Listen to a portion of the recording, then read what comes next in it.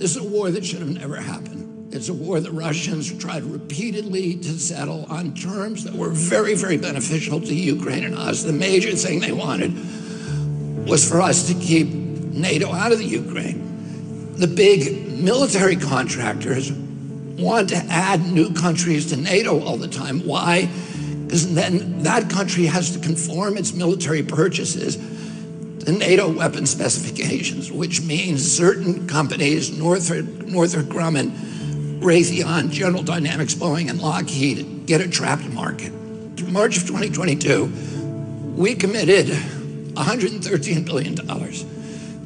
Just to give you an example, we could have built a home for almost every homeless person in this country. We then committed another $24 billion since then, 2 months ago, and now President Biden's asking for another $60 billion. But the big expenses are going to come after the war, when we have to rebuild all the things that we destroyed. Mitch McConnell was asked, can we really afford to spend $113 billion to Ukraine? He said, don't worry. It's not really going to Ukraine. It's going to American defense manufacturers. So he just admitted it's a money laundering scheme. And who do you think owns every one of those companies? BlackRock.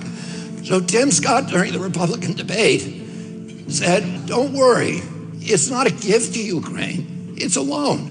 So raise your hand if you think that loan's ever getting paid back. Yeah, of course it's not. So why do they call it a loan? Because if they call it a loan, they can impose loan conditions. And what are the loan conditions that we impose on? Number one, an extreme austerity program, so that if you're poor in Ukraine, you're going to be poor forever.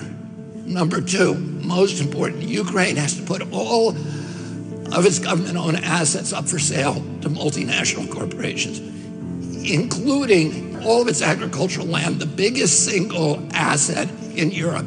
In Ukraine, there's been 1,000 years of war fought over that land. It's the richest farmland in the world. It's the breadbasket of Europe. 500,000 kids almost, Ukrainian kids, have died to keep that land as part of Ukraine. They almost certainly didn't know about this loan condition. They've already sold 30% of it. The buyers were DuPont, Cargill, and Monsanto. Who do you think owns all of those companies? Yeah, BlackRock.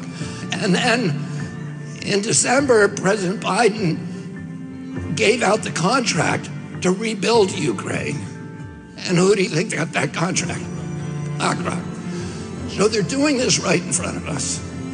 They don't even care that we know anymore, because they know that they can get away with it. And how do they know that? Because they have a strategy. And that strategy is an old strategy, which is they keep us at war with each other. They keep us hating on each other. They keep the Republicans and Democrats fighting each other, black against white, and all these divisions that they sow.